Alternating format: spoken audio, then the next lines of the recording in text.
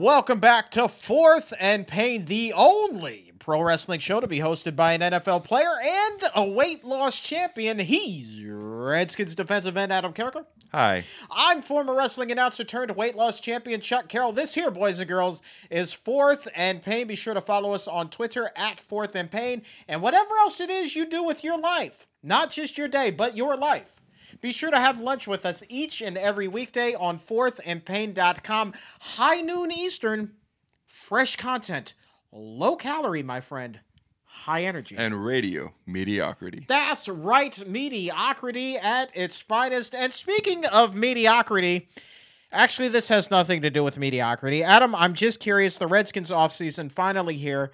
What in the world is it going to be like for players departing Redskins Park now, having rattled off 7 wins in a row, having that remarkable turnaround to the offseason, only to get upset by the Seattle Seahawks at FedEx Field this past weekend? How does one transition? How does one wind down the season so quickly, so abruptly? Two things. Number one, this has nothing to do with what we're talking about, but I keep asking you to pull up our Bowl Mania stuff, and you just keep avoiding it. I'm not avoiding it. About we a month ago, taping the segment. about a month ago, before the college football bowls, and nobody joined with us, which is okay. We invited fans to pick with us. We made our Bowl Mania picks. You pick who's going to win. You put your confidence points on there, and he just continually refuses to check who's ahead. I have no idea if he's ahead or I'm ahead. I'm going to assume that I'm winning by 1,000. You probably assume correctly. You know, so I'm putting you on the spot while we're recording so that you have to do it. Now to answer your actual question, it's tough because You're a jerk. Well, I'm tired of you ducking the situation here, and it's back to the question. You're such a jerk, dude. I'm trying to talk here. Oh, I'm sorry. All right. Mediocrity. Hey, maybe at the end of the season. Typically, at the end of the season, when you know you're not going to make the playoffs, you kind of made your plans, you made your preparation. You're all but ready to go if you know you're not going to make the playoffs. But if you've been fighting and you're in the playoffs and you're preparing to play the next week and you're preparing to play the week after and trying to get to the Super Bowl, and then all of a sudden you know the possibility that the season can be over exists, and you know that it can end. And then when it does, it's kind of a serious letdown, and it takes you a couple of days to get everything in order and get going home and get into that off-season mode. Probably even takes a couple, 3 weeks, especially after a tough loss like what happened on Sunday. So it's a little bit different after a postseason game or a postseason run than it is when you know you're not going to make the playoffs. Yeah, and to me, really the thing that's most striking is the abrupt stop and start at this postseason. Like you said, I mean, if you're headed into the final week of the season and you know that you're not going to be playing next week, mentally you've already ramped down. But you're so amped up now because you're in the postseason, you got to where it is that you were fighting to get, and then as quickly as it all began, it stops on a dime, and everything comes to a crashing halt.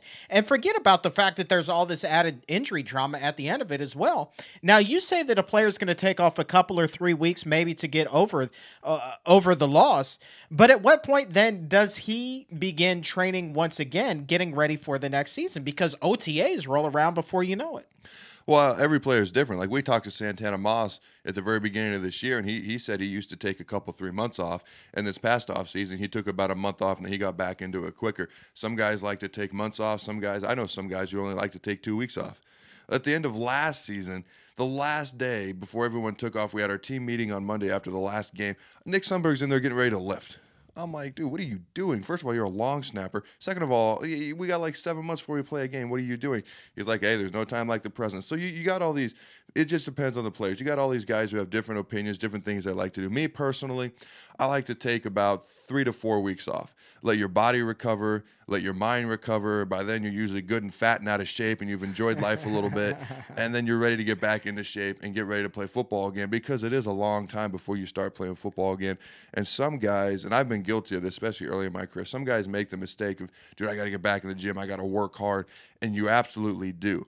But it's a long, grueling season, and the next one's going to be long and grueling, and so on and so forth every year that you play. You've got to get your mind and your body some time to recover so you can hit it hard and you can be fresh and ready to go physically and mentally. Well, I've always kind of questioned whether or not there was a discernible difference between the guys that go hard the entire offseason, report into minicamp, report into OTAs in pretty good shape, and not saying that it's football shape by any stretch of the imagination, but whether or not there's a difference between those guys and the guys like Santana Moss used to be, take the 2 to 3 months off then come back and start working as soon as they have to report back to the team facilities. Well, we'll use Santana's own. It's not a quote, but basically what he said was he needed to lose a little bit of weight this year, come back a little quicker, faster, and come in, ready to play a little bit sooner. Not that he wasn't ready before or anything like that, but where he was a little bit older, it was more necessary for him to do that this past offseason. And so I take the approach of you give your mind and your body time to rest. And I always say get fat and out of shape, and that's just my way of saying enjoying your time off. And then you get back into it. You need to be in shape. You need to be strong. You need to be ready to go. But you also need to be rested and healthy mentally, physically, spiritually, all that good stuff. Okay, well, let me ask you this then. Even the healthiest guys in the locker room, the guys that aren't appearing on the injury report week in and week out, these guys, I'm sure, still need a couple of weeks just to heal up from the everyday nicks and bruises that they get, correct? I wasn't talking about guys on IR or guys that are hurt, such as myself. I was talking about guys who are coming off the season completely healthy and normal, bumps and bruises and nicked up like a normal player is after the season. No, that's exactly what I was talking about. Now, once you get into guys like myself and other guys who are hurt, it's an individual basis based on what's happened that year. Like I'm going to take a couple weeks, go back to Colorado, but I'm going to be doing rehab every day. I'm going to be working out every day because I haven't played football for a long time, and I need to get my leg healthy. I need to get my body not in shape just yet, but back into football mode a little bit and just build up because it's going to take me longer to build up where my leg is nowhere near what everybody else is at right now. All right, well, let's talk about guys such as you and Rack. You're on injured reserve. You missed a significant portion of the season, pretty traumatic injury that the both of you suffered, underwent major surgeries, the both of you. So the question is, Adam, do you, outside of your time in Colorado, you stick around here? Do you report to Redskins Park frequently, let the training staff continue to work with you, or do you transition into working with your own independent doctors and you report back during mini camps? How does this whole process work? Again, a lot of guys are different. A lot of guys have their own doctors, but what most guys have been doing this year, we've been in Monday through Saturday. We've been going 6 days a week throughout the season, and then once the off season hits, we'll go Monday through Friday. We'll be in there doing rehab, and I have machines. I have exercises that I do here at home, and then we'll also be working out with our strength staff every day. So we'll do rehab for like an hour to 2 hours, depending on what your situation is, and then you go work with the strength staff for an hour to 2 hours, depending on how far along you are. And then once you get home, they give you things that you need to do Monday through Friday, and then also on the weekends when you're not going in. So basically, these next 3 weeks, I'm going to be here. I'm going to be doing stuff, rehab, working out every day, 5 days a week. I'm going to take about a 3-week break, go back to Colorado, continue doing that stuff, continue working with people that I normally work with in the offseason when I'm healthy. I'm going to be doing my rehab-oriented stuff, and then I'm going to be here all the way through the end of OTAs and mini camps, where I'd normally be in Colorado until the start of the offseason program, but because I need to do my rehab and all that good stuff, I need to be here. And my goal by the end of OTAs and minicamp, I'm completely healthy, ready to go, and I can go home and get a little mental break and enjoy life for a little while before training camp. I like where your head's at, my man, and I like the fact that you and I are going to be able to fire up the camera right here at the Fourth and Pain Studios and let this thing roll through the summer. I look forward to it. Many great sessions of greatness. Mediocrity, my friend. Okay, really, that's what it mediocrity. boils down to. Mediocrity. But here's the other question, okay? Earlier this week, guys wrap up, I think it was on Monday. You get your exit interviews, your physicals, you have the team meetings, and they say, okay, Vamanos, see you in a few months. How quickly do some guys leave the country? Do they go literally from Redskins Park straight over to Dulles, and they're like, peace out, I'm going to Bermuda? Leave the country. I like how you said leave the country. Leave the country. Well, some people are different. Like I know Reed Dowdy has kids in school, so he'll be here the whole off season. Where he used to go back to Colorado, where he went to college and he grew up. So it depends on where your kids are, where they're at in school, what they're doing. I like to go home for a good portion of the off season just to get a break, just to get away, just to see some different people, different scenery. Because when you're here during the football season, you see the same people 6-7 days a week. So as far as how quickly, I mean, some guys are probably gone today. They purchased that overnight plane flight ticket, and they're out of here. Some guys, they're going to take their time. They're in no rush. I mean, other guys can just drive. Like I know Stephen Bowen's just going to drive up to New York. So it just depends on where you're going. You're listening to Fourth and Pain talking about what it's like to be a player in the off season. And so we have been discussing players, Adam, but now what about the coaching staff?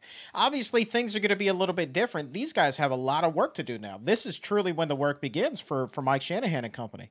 I think I don't know exactly their schedule, but from what I understand, they spend the next 3 weeks to a month evaluating the players on the current roster, and then they spend a lot of time getting ready for free agency, evaluating all the free agents around the NFL, and they spend a lot of time evaluating draftees coming up in the NFL draft.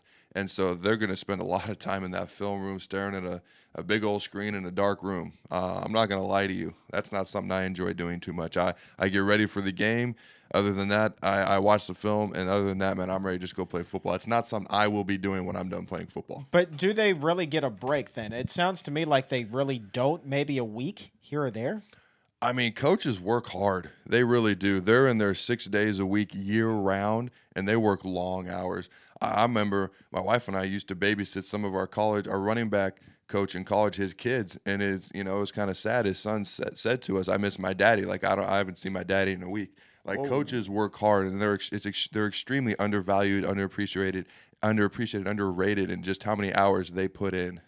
Well, last question for you, just kind of off the wall. Don't forget my bowl mania. I'm gonna, as soon as we're done rolling here, we're gonna. No, you gotta announce it on air. I'm not gonna do it on the air. You're gonna announce on air. I'm not gonna do it on the air. I'm not gonna do it on the air. I've done too many walks of shame on fourth and pain. Bad? To do anything. We're gonna announce it on the air. I stopped looking. I'm gonna tweet it out then. I stopped looking, okay? And I haven't told you this. I stopped looking because it was that bad. I'm gonna tweet it out then. You know me, off the record, mind you. I'm gonna have Goldberg tweet it out because he will. Off the record, just do it on the record, you know me and how much college football I follow outside of Notre Dame. Excuses. Okay? Just say it on the show, or I'm going to tweet it out. Hebner's going to tweet it out. Goldberg's going to tweet it out. Anderson's going to tweet it out. Abyss is going to tweet it out, because I have all these guys on text, and I will just text them. D'Lo Brown, who's texted me 3 times a day, he will tweet it out. I will get a hold of the Ultimate Warrior, Hulk Hogan, Stone Cold. All these guys are going to tweet it out. Just tell me. You do that as long as I don't have to bring it up. Just tell me. Nope.